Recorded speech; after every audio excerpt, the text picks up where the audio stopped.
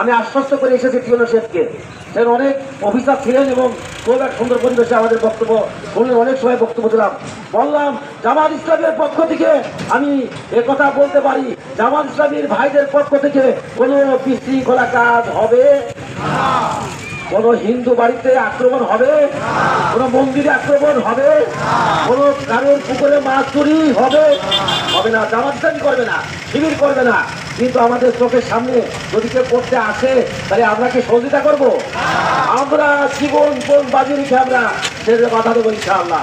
কে বাধা দেবেন বলেন?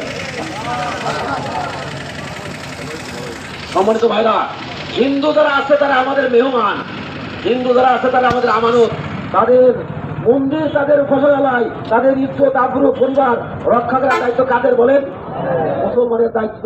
এজন্য আমাদের অতন্ত্র প্রহরী নাই, ছাত্র শিবিরের ছেলেরা এবং আমাদের জামাতের কর্মীরা অনেক মন্দির পাহারা দিচ্ছে যে নারায়ণ তাকবীর স্লোগান দিয়েও ওরা অঘটন ঘটাতে পারে এবং ভারতকে দেখাবে দেখেন দেখেন দেখেন এই দেখেন করতে কিরা, অথচ ওরা জামাত শিবিরের লোকটা অন্য লোক ঘটাই দিতে পারে।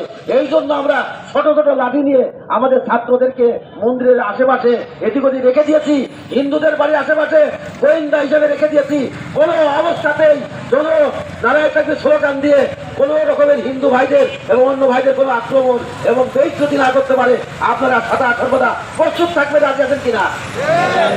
সম্মানিত ভাই আমার, এরপরে আমি টিউনো শেখকে বলে এসেছি গতকাল যে জামাত ইসলামের কর্মীদের দ্বারা কোনো অফিস আদালত আক্রান্ত হবে না। জামাত ইসলাম ভূমি অফিস, তারপরে ওই যে আপনার ইউনিয়ন পরিষদ অফিস, যে অফিস হোক না কেন, ওই সম্পদগুলো আমাদের ট্যাক্সের টাকায় কিনা, চেয়ারগুলো আমাদের ট্যাক্সের টাকায় কিনা। যদি ভাঙা হয় তাহলে আবার আমাদের টাকাতে কিনা লাগবে। তাহলে আমরা কি সেগুলো ভাঙচুর হতে দেবো বলেন? কোনো রকমের দেবো না। আমরা এগুলো রক্ষা করব, এগুলো আমরা রক্ষা করব।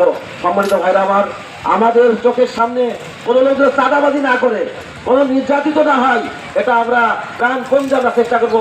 রাজি আছেন তো আপনারা? এই জন্য আপনারা দেখেন বাংলাদেশ থেকে অনেক টাকা পাচার হয়ে গেছে। এই তো কয়েকদিন আগে আমির হোসেন আমর বাড়ি পুড়ে যাচ্ছিল, ফায়ার সার্ভিস আগুন লেবাইলো, 3 তলায় না 4 তলায়, কয় বস্তা টাকা পাওয়া গেল। ওরা বলে যে আমরা টাকা লুটপাট করি না। জামাত ইসলামের করে নেতার বাড়িতে গিয়ে টাকা পাওয়ার কোনো সম্ভাবনা আছে? নাই। তাহলে তারা যে লুটপাট করেছে, লন্ডনে ইউরোপের বিভিন্ন জায়গায় বাড়ি করেছে, আর ভারতে বিভিন্ন জায়গায় এই বাড়ি করে দেশের টাকা সম্পদ লুটপাট করেছে। যদি সরকার আন্তরিক হয় তাহলে তাদের ওই টাকাগুলো বিদেশ থেকে যা পাচার হয়েছে সেগুলো ফিরিয়ে আনার ব্যবস্থা করা হবে ইনশাআল্লাহ। এবং ইসলামী ব্যাংকে তারা লুট করেছে, যে ইসলামী ব্যাংক জামাত ইসলামের রক্ত, সেই ব্যাংক এক মাসে 30,000 কোটি টাকা এসে আলম গ্রুপ লুট করে নিয়েছিল।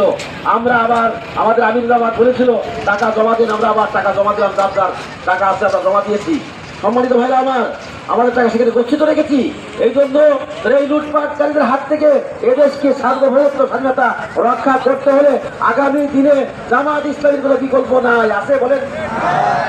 আল্লাহ রাব্বুল আলামিন আমাদেরকে ময়দানে স্বতন্ত্র প্রহরী নাই, পাহারাদারের, জামাত ইসলামের কর্মীদেরকে পাহারাদারের দায়িত্ববান করতে হবে। আপনারা রাজি আছেন কিনা?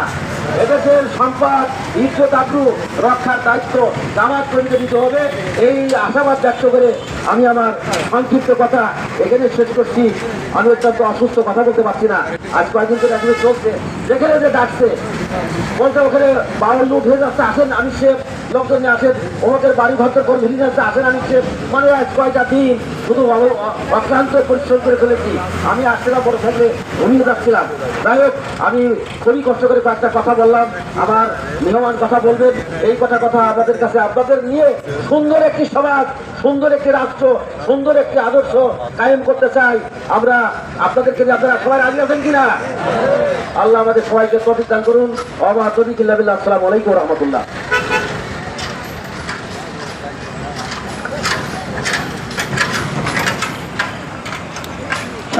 আমার এটা আমাদের সামনে আলোচনা